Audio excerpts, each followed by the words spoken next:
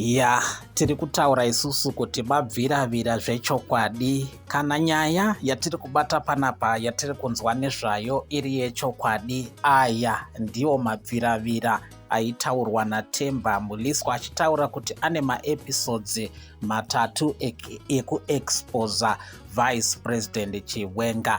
Nhasi mabviravira azobuda akananga kudivi raTemba Muliswa apo afumurwa neshamwari yake yakanga achitaura nayo panhare mbozha vachikurukura nyaya yekurarama vachiti isu tine vana vakawanda tinofanirwa kunge tichingwara pakuita kwedu, hatifanirwa kufamba nemadhongi akafa. Ari kutaura iye kuti Vice President ndistepfather vaChiwenga, havasi vekuvimba navo, vanogona kudyiwa kana zvinhu zvikafamba zvakanaka. Tinokuchingamidzai mhuri yeZimbabwe pachannel yenyu yatinokupakurirai nhau mururimi rweshona, nhau dzezviri kuitika munyika yedu yeZimbabwe. Nyaya ndiyo mhuri yeZimbabwe, musakanganwa kutsigira akaundi yedu yebackup yatichaisa link mucomment section. Takati isusu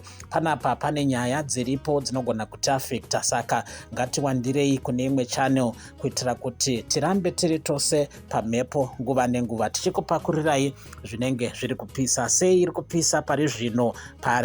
Pakutaura kwandiri kuita kunoku pane nyaya iri padande mutande iri kutaura kuti musha waTemba Muliswa kumusha kuShurugwi uri kutsva. Zviri kutaurika nyaya yekuti kune mavillagers vapisa musha uyu nenyaya yekuti vakatorerwa vakadzi naTemba Muliswa. Ndo mashoko ari kutenderedzwa padande mutande ipapapa. Mashoko ari kubva nemutapi wenhau Alinaka, uyo amunyorera Mwadi achimuti attention Temba Muliswa padande mutande reX, your bedroom is on fire as we speak. Kumusha uko, the people whose wives you slept with are taking revenge. Musha watsva sabhuku, bring bedding and clothes, tenda zvauri. Mabviravira episode 3 ndiko kunyora kwaAlinaka achiudza Temba Muliswa nyaya yekuti musha wake watsva kuShurugwi uko. Ari kumuyambirawo kuti kana wakudzoka kubva kuDurban kwauri uko, uya wakatakura mubhedha pamwe chete nembatya dzekupfeka, nekuti pari zvino hakusisina kumira zvakanaka. Alinaka azoenderera mberi achiretweeta imwe tweet yaazokota achitaura kuti his homestead is on fire right now, burned by villagers. Mabviravira kuenderera mberi.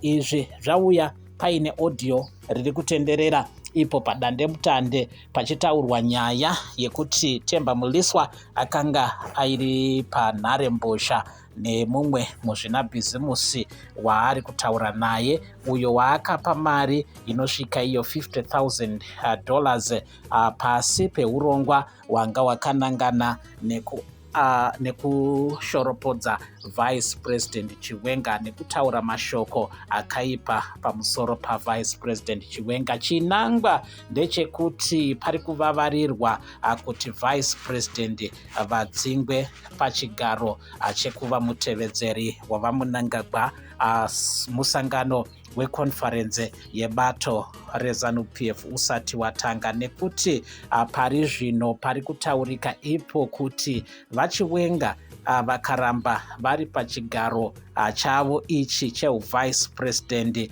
zvichanetsa kuti 2030 ibudirire kukonferense. Naizvozvo pari kuvavarirwa kuti 2030 konferense izosara yoitwa vaChiwenga vabviswa pachigaro chekuva mutevedzeri wemutungamiriri wenyika. Zviri kutaurika izvo kuti kubva vaChiwenga zvavakauya nedhosaya rakanangana nekusungisa vana wiki neuchivhayo kuda kwashetagwirei pari kunzi pane mari dzakatenderedzwa, mari dzakawanda dzakapiwa varakashi, asi varakashi vakawanda vari kuratidza kuti vari kuvhunduka, vane kuteta kukuru nekuti padandemutande apa vakatonhora zvakanyanyisa, havana zvizhinji zvavari kutaura nekuti pose pavari kuda kusimudza izwi vari kubva vanyadziswa ipapo. Ndo mashoko aripo pari kutaurika kuti kuda kwashetagwirei akaburitsa mari zhinji kwazvo kupa Themba Muliswa nevamwe vakawanda vari mubato reZANU-PF, asi vazhinji vavo vari kuratidza kuti vari kutamba makasa avo vakangwara vachitarisa zvakaitika mugore ra2017 apo vamwe vakazobuda munyika vava kumhanya zvakaipisisa, zvinhu zvisisina kumira zvakanaka.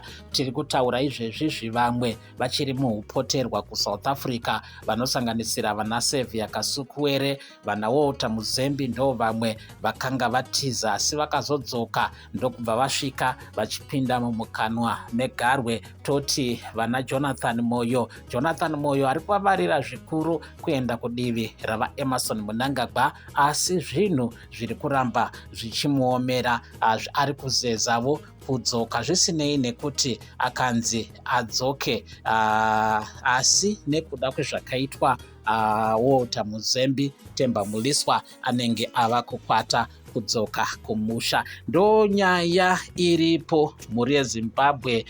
Themba Muliswa ari kutaurwa kunzi musha wabva waita mabviravira aanga achitaura iye kuti ane mabviravira akanyanya ari kuda kuexposa navo Vice President Chigwenga vari kunzi vari kuda kuexposwa naThemba Muliswa, achivati vakaba mari vanofanirwavo kusungwa. Nyaya iri yekukaunda, nyaya yakataurwa naVice President maererano nezvigananda izvo zvava kushandisa mari kuda kuexposa Vice President nenzira isiriyo, nzira inova yakagara yafumurwa naComrade Geza, avo vakazivisa nyika mari iyi musi wayaburitswa, musi wapiwa mari kuti mhuri yeZimbabwe Themba Muliswa apiwa mari ari kuda kudhikampeyina Vice President Chigwenga. Tinotenda mhuri yeZimbabwe nenguva yenyu yamatora kuva nesu pano pachannel yenyu yenhau yatinokupai nhau dziri kuitika munyika yedu yeZimbabwe.